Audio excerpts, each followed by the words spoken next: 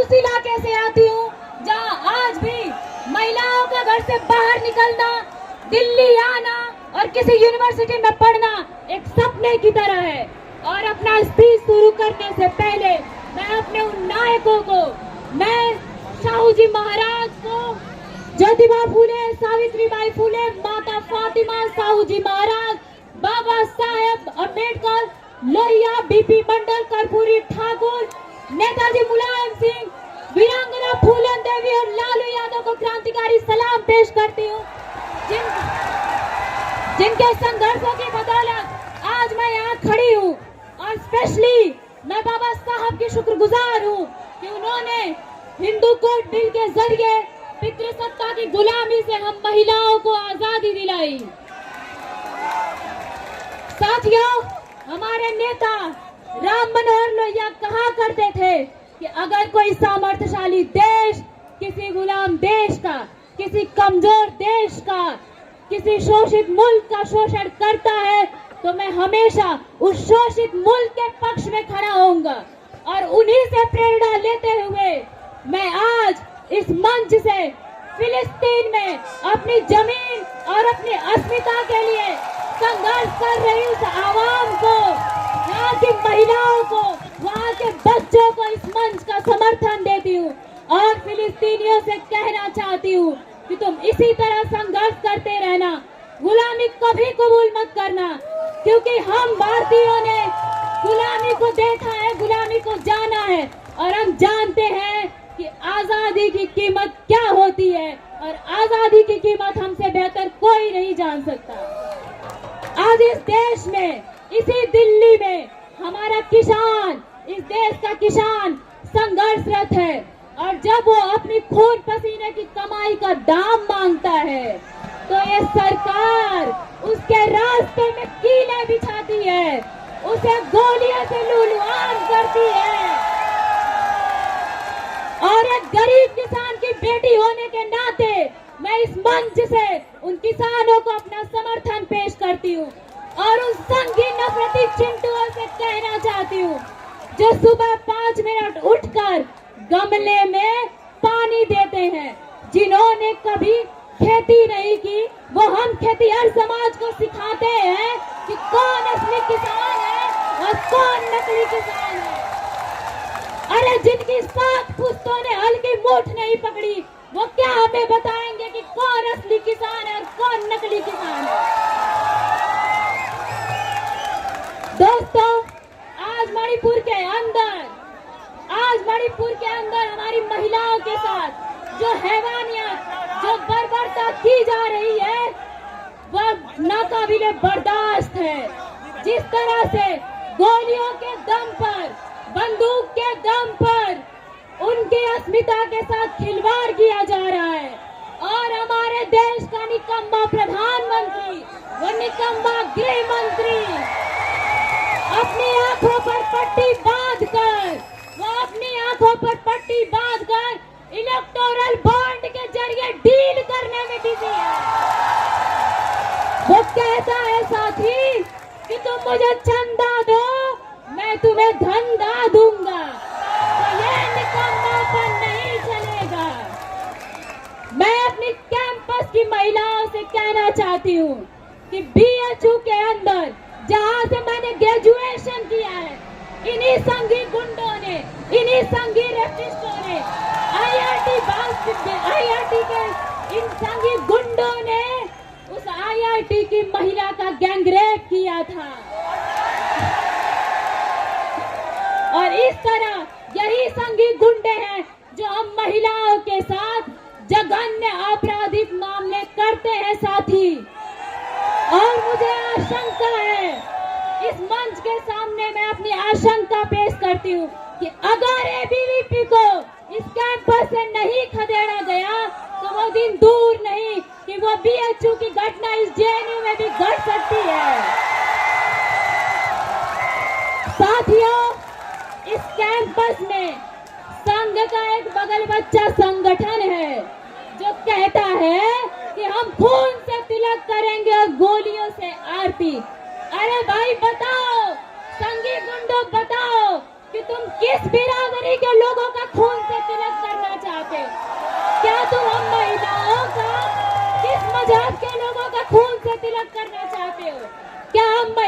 की गोलियों से आरती उतारना चाहते हो, क्योंकि हम महिलाओं की बेखौफ आजादी, हमारा बेखौफ घूमना, हमारा बेखौफ चलना और बेखौफ इनके सामने आकर राजनीति करना इनके पेट से पचता नहीं है साथी, क्योंकि ये सामंती लोग हैं। अरे ये तो उस मनु के चेले हैं जिस मनु ने कहा था कि महिलाओं को घर के अंदर बंद करके रखना चाहिए। और साथियों, जिस तरीके से इस कैंपस में पीएचडी में जेंडर डिप्रिवेशन पॉइंट खत्म करके लगातार इस कैंपस में महिलाओं की आबादी को कम किया जा रहा है, ये चाहते हैं कि महिलाएं जो थोड़ी सी बची है कैंपस में वो इस कैंपस को छोड़कर चली जाएं, लेकिन हम ऐसा नहीं होने देना चाहेंगे। साथ ही हमारी पार्टी समाजवादी पार्टी महिलाओं को मांग को लेकर हमेशा मुखर रही है, और जब रिजर्वेशन बिल लाया गया हमारे नेताओं ने सवाल किया कि इसमें स्मृति ईरानी को तो जगह है, लेकिन भगवतिया देवी को जगह क्यों नहीं है, महाराजी देवी को जगह क्यों नहीं है, उस घास छीलने वाली महिला को जगह क्यों नहीं है, उस गोबर पाथने वाली महिला को जगह क्यों नहीं है। और जब उन महिलाओं को जगह नहीं होगी तो ऐसा कोई कानून, ऐसा कोई बिल हम पारित नहीं होने देंगे साथी। और हम जब भी ऐसा कोई कानून आएगा उसका पुरजोर विरोध करेंगे। साथियों, इस कैंपस में हिंसा के साथ साथ 50 सालों से बहुजन प्रतिभाओं का कत्लेआम जारी है। वाइबा के अंदर बैठ कर के द्रोणाचार्य प्रोफेसर हम बहुजनों का अंगूठा काट रहे हैं। और साथ ही मैं ये बात कोई हवा में नहीं कह रही हूँ, इसी जेएनयू प्रशासन द्वारा बनाई गई ये अब्दुल नाफे कमेटी की रिपोर्ट चीख चीख कर कहती है, ये चीख चीख कर कहती है रिपोर्ट कि बहुजन लोगों के साथ वाइबा में डिस्क्रिमिनेशन किया जाता है। बताइए साथी, ऐसे में हम पीडीए के लोगों का, पिछड़ा, दलित, आदिवासी, अल्पसंख्यक महिलाओं का पीएचडी कौन कराएगा, कौन दाखिला लेगा हमारा साथी। साथियों, पार्लियामेंट और डीओपीटी का डाटा कहता है कि 2019 से पहले विश्वविद्यालयों में ओबीसी प्रोफेसरों की संख्या 0 थी, 0। और पिछले 70 सालों में देश के विश्वविद्यालय में कैसी थोथी प्रगतिशीलता और कैसा थोथा राष्ट्रवाद का खेल चल रहा था कि जो 90% आबादी है उसको 10% भागीदारी मिली है। कैसी प्रगतिशीलता थी साथी। आप बताइए साथी कि ओबीसी, दलित, आदिवासियों को पीएचडी कौन करवाएगा। हमारे लोग AC, EC, HOD, dean, VC कैसे बनेंगे साथी, इसका जवाब दीजिए और आप तय करिए कि गलती किसकी है, गुनहगार किसका है। हम बहुजनों का आखिर वो गुनहगार कौन है जिसने हमें 70 सालों से रोका किसी विश्वविद्यालय की दहलीज पार करने में। आप बताइए और आज तय कीजिए साथी। और साथियों, 1970 से यह कैंपस लाल था, और वो लाल का दावा करने वाले बताएं कि 2007 से 2016 तक इस कैंपस में ओबीसी, दलित, आदिवासियों को नॉट फाउंड सुटेबल क्यों किया गया था। साथी, ये कहते थे कि बहुजन अवेलेबल ही नहीं है। अरे जब हम अवेलेबल हुए तो ये कहते थे कि बहुजन एलिजिबल ही नहीं है। जब पढ़ लिख कर हम एलिजिबल हुए तो ये कहते हैं कि बहुजन सुटेबल ही नहीं है। ये कैसा घिनौना मजाक कर रहे थे आप हमारे साथ, कैसी थोथी प्रगतिशीलता थी आपकी।